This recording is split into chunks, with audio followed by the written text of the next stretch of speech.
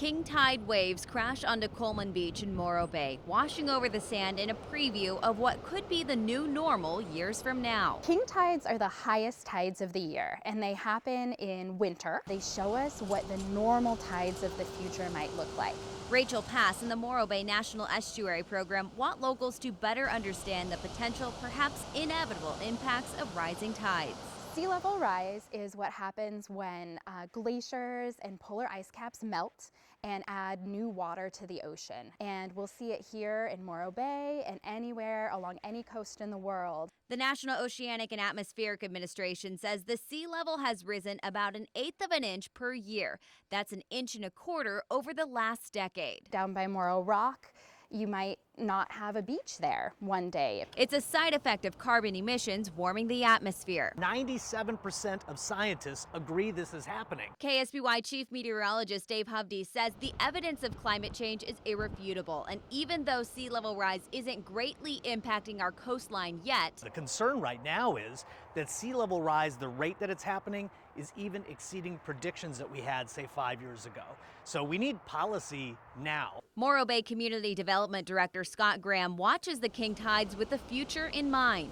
It's a little disconcerting to think that that's what things could look like on a more regular basis. In less than a century, scientists say the sea level could rise by nearly 10 feet in a worst-case scenario. Sea level were to rise that much, we would have a difficult time dealing with it. Because you're talking about inundation of most of the neighborhoods in North Morro Bay on the west side of the highway. That's the Beachcomber track. In that extreme case, Graham says the Embarcadero's infrastructure will need to be raised, along with the parking lot at Morro Rock, and they'll have to deal with erosion to beaches that border homes. You know, if you have an oceanfront lot, there are some negatives to that in the long term. With grant funding from the Coastal Commission, Morro Bay leaders have been analyzing sea level rise over the past 4 years, looking at the impacts in 10, 30, and 80 years. In the short term, we may see a foot of sea level rise eroding beaches by 2030. That goes up to 2 feet by 2050 and over 5 feet in 2100. In the longer term, you know, the 2050 timeframe plus, you're looking at, okay, how fast is sea level rising in the areas adjacent to where our homes are in the beach tract?